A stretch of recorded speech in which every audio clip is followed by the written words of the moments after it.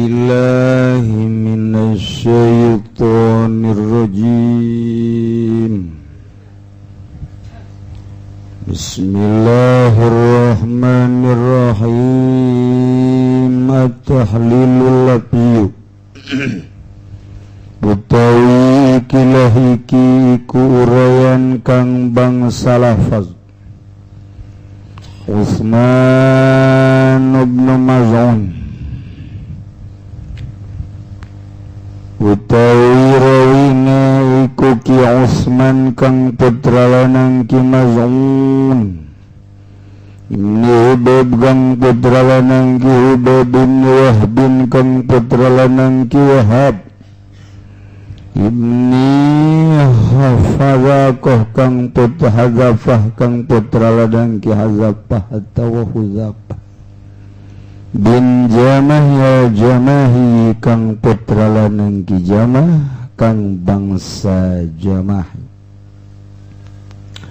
Aslama halamanjing Islam ya Utsman ba'da 13 rajulan ing dalam sahusene 13 wong lanang.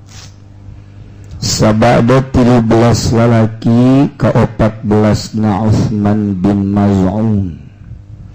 Wa hajara ilal Habasyati lan hijrah ya Utsman lan hijrah ilal Habasyati maring negeri Habasyah Ethiopia. Al hijratul ula tegese hijrah kang awas bahwa wa Utsman wa ibnuhu lan anake Utsman as-Sa'ib nyatane Ki Sa'ib bareng bapa jeung anak asup Islam. Falama balagahum maka samang-samang satu Mekahum ing Utsman wa jama'atih kana Quraisyan satuhuna kaum Quraisy aslamat ikus manjing Islam ya Quraisy begitu kadanya berita bahwa lolobana orang Quraisy parantos asup Islam raja'u maka babalik ya Utsman wa jama'atih wa mata fi sanati tsaniyati minal hijrati halamati ya Utsman ing dalam tahun kang kaping 2 saking hijrah badama syahida badaron dalam sahusane enta hadir ya Utsman ing perang Badar. Wa huwa lan utawi ya Utsman awalu man mata iku awal wong kang matian man minal muhajirin saking sahabat muhajirin kababil Madinah ing dalam Madinah. Pangheulana sahabat muhajirin nu maot di Madinah. Urang ka Madinah terus ke pekuburan Baqi' na ieu urang didinya kaparanggi jeung para pejuang-pejuang para garwa-garwa Kangjeng Nabi termasuk Sayyidina Hasan didinya dibake Sayyidina Utsman bin Affan dibake Sayyidina Utsman bin Maz'un dibake geus urang teh nyaho belah manana kuburan nangis urang salam Assalamualaikum ya ahla Baqi'il Gharqad ji'nakum zairin antum lana salafun wa nahnu alaikum taba'un wa inna insyaallahu ta'ala bikum lahiqun as'alullah as-salama wal afiyah wal barakah al-fatihah beres nyana menelekeun ka urang oh itu Heri Dedi Acep nyana wadele urang teu neuleuh ka nyana menelekeun ka urang masyaallah ditongton urang ngan hanjakal we wahabina keras jasa sehingga urang teu bisa tentrem zarah di Madinah lain cara di Irak lain cara di Baghdad mah urang ziarah teh tentrem diu babacaan sakumaha ahli sunnah wal jamaah nuturkeun junjunan alam Kangjeng Nabi urang Kangjeng Nabi Muhammad sallallahu alaihi wasallam ngadoakeun Kangjeng Nabi ka ahli-ahli bake lamun cacak ngadenge ahli kubur atuh Kangjeng Nabi moal uluk salam. Nu mantak Kangjeng Nabi salam tak Siti Aisyah naroske. Tuhan salam emangnya ngadenge. Oh, kaula ngadenge kana naon nu teu kadenge ku anjeun, ningali kana naon nu teu katingali ku anjeun.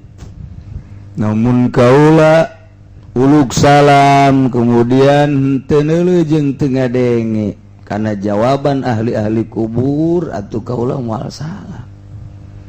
Antak sing ade urang ge lamun peuting zarah ka kuburan urang sorangan kesok aya nu ngajawab. Assalamualaikum. Assalam. Kunti anak. Aduh, tunggu dawa kabur bae urang. Geus lah ulah sok jara-jara ti peuting sorangan da can wani. Kecuali geus wani. Kunti anak. Kunti. Ulah karek sia hiji, anak sia incu sia buapa kolot sia datangkeun ka dieu. Pak berentol wan. Aduh, sugan karek sia deui. Ya gitu, tapi urang lamun geus bantah ka Gusti Allah tuh moal sieun, malah nyana nu sieun ka urang. Jurig nu mantak datang ge nganggap baturna ka urang. Teu sieun ka urang, oh tah sarua jeung aing jagat teh. Tapi orang sieun ulah biasa bae, malah lamun ke kuburan ahli-ahli Allah atuh sok dicoba orang kudu kos kararitu. Santak lamun can kuat biasa beurang bae jalana beurang. Tenang jadi beurang mah. Sanajan beurang kadang-kadang sok aya. Beurang ge sok aya. Urang lamun zarah sorangan 11:30 beurang. Biasa orang diuk kesok aya diuk sok aya guguli bedan diuk eta can puguh jelema sing hade eta sing hade lamun teu wau mah can puguh jelema eta sing hade aju urang langsung jurig sia nya atuh marah nya dasar borangan beurang ge borangan bae. Tah jadi urang mah ingetna kanu kararitu bae. Masya Allah karim. Tapi di zaman Tuan Syekh Abdul Qadir dina kitab eta tah dicaritakeun. Dina kitab Nurul Bahjah dina kitab caritaan Tuan Syekh. Aya jelema ceurik bae asal magrib ngajerit. Asal magrib ngajerit kuburan. Urang dinyana ge geus kaget asal magrib murigak bulu pasti ngajerit. Aduh. Asal magrib kos kitu. Laporan ke Tuan Syekh, jauh tidinya bangsa sekitar ya 20 kilo lah. Ikuti di bumi Tuan Syekh. Lontoran geus teu kuat. Urang dinyate yang ngadenge jojoakan gitu lapor ke Tuan Syekh. Naon jeung Tuan Syekh di lembur abdi aya jelema tukang maksiat, mabok, zina. Takuari asal magrib ngajerit. Aduh, coba Tuhan ieu supaya kami tentrem. Asal magrib ngadenge bae tak kana jeritan eta coba. Tuan Syekh ka ditu langsung ziarah. Sangaranna anu. Oh. Langsung ditinggali kunyana di buku gaibna. Cek nyana teh ai murid beat mah encan ya tapi pernah datang ka kaula. Laporan Tuan Syekh ka Gusti Allah, ya Allah. Inna hadzal fulan bin fulan zaroni. Ieu ki anu bin anu parantos zarah ka abdi. Sedangkan setiap jelema nu kungsi zarah ka abdi panyunkeun ka Gusti supaya dirahmatan. Allahumma arhamhu ya Allah. Muga ngarahmatan Gusti ka ieu kipulan. Gas.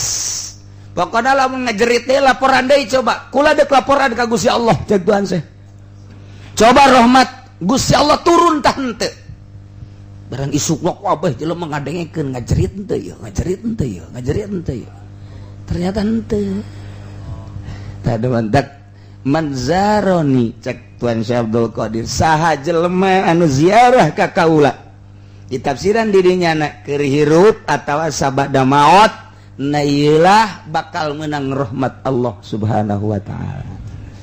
Ai Kangjeng Nabi mah geus puguh manzaro ni ba'da wafati manzara qabri wa ba'da wafati wajabat syafaati cek Kangjeng Nabi jelas sama Kangjeng Nabi mah ieu mah sajelema nu zarah ka kaula pokona menang rahmat Allah nu mantak sekali-sekali ka Baghdad deket belah ditu Cikupas saeutik tah aya ge citra di dinya aya make anting agebegan jagong masyaallah eta kabedasan karomat Tuan Syekh Abdul Qadir Al Jailani untung jasa nukung si zarah ka Baghdad rencanana tahun hareup zarah deui ka Baghdad geus gara nyeng celengan di kuari sapoe 10.000 sabulan berarti sabaraha sabaraha 300 satahun 3 juta ya tah mah jang DP atuh lain jang zarah tuh boleh sekupi tabatu. Masya Allah, Masya Allah, Masya Allah. Ya, Raja Umata pada saya sabada perang Badar. Pangheulana jelema nu maot ti golongan sahabat muhajirin di Madinah. Wa awalu man dufina bil baqilan awale wong kang den pendem Yaman ing dalam tanah Baqi'. Minhum saking muhajirin pangheulana nu maot pangheulana nu dikubur di Ka'bah ti golongan sahabat muhajirin adalah Utsman bin Maz'un wa huwa akhur rasuli minar radha' lan utawi ya Utsman bin Maz'un iku dulur lanang Kangjeng Rasulullah sallallahu alaihi wasallam saking sapasuson dulur sasusu sareng Kangjeng Nabi. Wa manaqibuhu katsiratun lan utawi pirang-pirang cerita kasampurnaanna Utsman iku kang akeh manaqibna seueur pisan rawat sale ngariwayatkeun sapa Aisyah ni Siti Aisyah galat sale ngucap ya Aisyah kitu qabbala Rasulullah ngambung sapa Kangjeng Rasulullah sallallahu alaihi wasallam Utsman bin Maz'un Inca Utsman kang putra nang Ki Maz'un wa huwa mayyitun halau ya Utsman iku kang mati wa huwa yabki halau Kangjeng Rasulullah iku nangis ya Kangjeng Rasulullah wa ainahu tazriban halau netrarona Kangjeng Rasulullah iku mili ya karone ainani ketika Utsman bin Maz'un gitu ditutupan Kangjeng Rasul kadinya ngalayat dibuka ku Kangjeng Rasul wajahna kemudian dipeluk ku Kangjeng Rasul dicium bari nangis Kangjeng Rasul ngaluarkeun cai mata.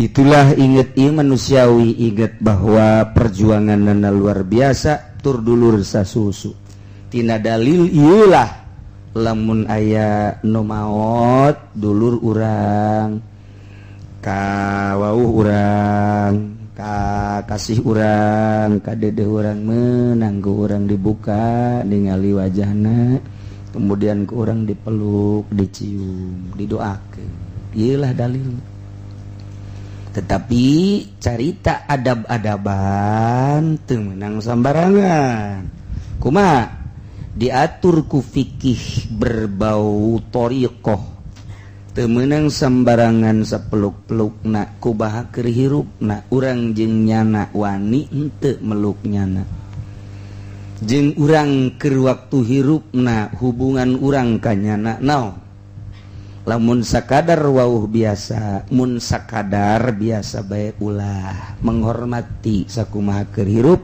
lantaran ahli Allah teu maot anak teu maot nyana meureun mun dipeluk ku urang besi suul adab urang ka nyana ulah mun kitu mah aya hubungan kaduluran aya hubungan urang jeung nyana sapagodos ngaguru batin murid ka gurungan aya beat atawa urang teh orang dekat nyana urang teh ngahadam ka nyana ka eta mah teu naon atawa sa profesi misalnya kiai pada kiai, ustad pada ustad, atawa munang ta guru ka murid mah teu nanaon, buka peluk doakeun. Ai kitu mah urang jeung nyana beda darajatna teu kudu suul adab.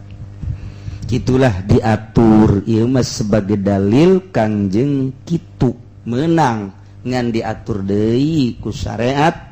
Ulah sambarangan sacium-ciumna, sapeluk-pelukna lantaran besi suul adabnya nama teu maot neuleukeun ka urang, besi engke nyana teu resepeun ka urang. Kitulah ngan dalil menang mentak osok ditunggu aya kiai datang besi bade besi ningali heula dibuka sok aju katebak bae ahli Allah sebab ditingali raraina sok beki kasep. Namun ahli Allah mah beda, begitu maot teh heran. Tapi lamun ahli jurig lain deui. Serem amat ya. Datang kana di tukangeuna besikna bung. Kurang mah geus tadi ngareret setik serem. Aju kadengdeulekeun bae saminggu we kudu dibaturan bae ku pamajikan. Ulah ka mana? Emang gunaon gitu? Ulah ka mana? Ih, cicip bade dia. Teu meunang ngaloyog setik. Emang aya naon sih, Kak? Kadedeulekeun dia teh. Kunaon?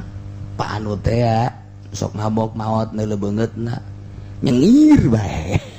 Sieun. Tok aja ulah ka mana? Tungtungan untung pamajikan pan. Dikekepan deui saminggu tah. Barang geus saminggu leng deui beueuh cak pamajikan tek anu paeh deui gitu. Hajunya ada nempo deui. Ya Allah ya Rabbi hasayatin qabadatin utai hasayatin iku qabadatin. Fikul hadis utawi kilaiki ku fikih hadis masyru'iyatul hasi yaiku den syarakeun ngaurkeun alal gobri ngatas kubur salasan kalawan telung balenan.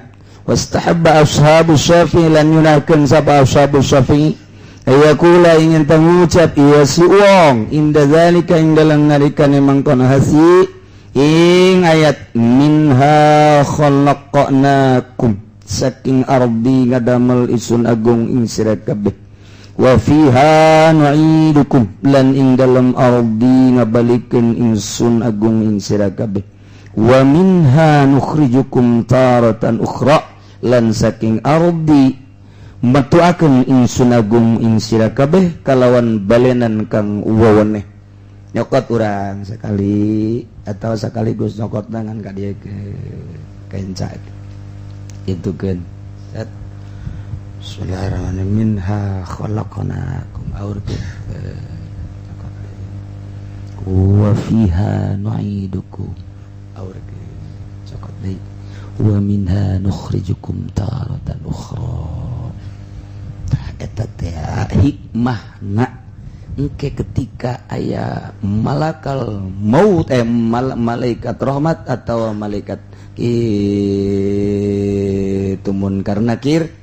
Nah ieu kerikil eta baka hudang nyaksian. Oh di samping gegelung nu sok dibacaan inna anzalnahu fi lailatul qadar. 7 hijina 7 baca bismillahirrahmanirrahim inna anzalnahu fi lailatul qadri ma adraka ma lailatul qadri khairum min alf syahr tanazzalul malaikatu warruhu fiha bi'idzni rabbihim min kulli amr salamun hiya hatta matla'il mun gede merena 7 mun leutik sakali bae. Sial tuh kayak Golkar mah kos kitu jasa kudu dibayar dan mau anjur aduh kudu ikhlas. Sok dola deuleu bae saya anakna gagan teh malah embat macan. Bismillahirrahmanirrahim inna anzalnahu fi lailatul qadr wa abeh kadengin ku anakna bae merena gede. Bismillah barang nu susah mah bismillahirrahmanirrahim. Geus pancepat langsung ngomong lah. Kudu emang merena leutik. Iki Golkar kos gitu. Tah bacaan sing ikhlas. Allah neleukeun urang ulah neleukeun nu kos kituna isin ulah diojol jeung dunia belajar urang ge bakal kos kitu sok belajar bismillahirrahmanirrahim boga kainget urang lain urang memaca Allah sebab daun hirup urang hirup Allah digerakkeun ku Gusti Allah bisa na maca inna anzalna teh nang Allah manjur teh mun kos kitu urang lulak lirik anakna mana anakna ya gede aja dan merena mal manjur atuh ina anzalna tinggal ina anzalna gerak eta di jerona mantak jeung ahli Allah mah mahal nya datangkeun ahli Allah teh mahal lantaran eta kos kitu ikhlas bismillahirrahmanirrahim sedengkeun beramal saeutik nyaho ka Allah leuwih berat tibatan ribuan amal nu teu nyaho ka Allah doa na kan keur maot mah nu diperlukeun teh lain jero lain bakaka, lain karawang. Sunggilang dibere karawang nu gigelna bagus ge nya geus teu butuh doa keur kos kitu mah. Ngadoa ikhlas ka Allah bismillahirrahmanirrahim inna anzalnahu fi lailatul qadr wa ma adraka ma lailatul qadr. Beres 7 balik. Sikeun ka dinya. Utiis. Cak mait dingin amat nih. Bisa ngaluncat urang ka luhur. Mait ngomong. Iya Pak, cokot langsung. Set. Bismillahirrahmanirrahim. Minha khalaqnakum. Aurke. Maitna geus aya di jero. Maitna geus aya di jero, encan dipasang padung. Ngegoler kene pas dek dipasang padung. Bismillahirrahmanirrahim. Minha khalaqnakum. Cokot deui. Wa fiha nu'idukum. Tiup. Cokot deui. Inna nukhrijukum taratan ukhra. Sunnah tapi lain sambarangan sunnah hikmahna luar biasa gede enak gitulah diatur orang ulah isin geus urang lamun milu nguburkeun awas awas aing babacaan heula yeuh meunang ngaji yeuh cak nu sajen teh boso amat aing hang kadeuleu yeuh nongtorogan teh pokos gitu mah. Aya batur atuh urang milu we saeutik ke mun eueuh karat. Namun aya nu sajen nu ilung urang mamilu bae ngadoakeun. Cukup ulah sok keterjalan hirup mah. Kitu sok piketersepeun batur, resepeun peureuk nu aya. Ana Utsman wallahu a'lam bissawab.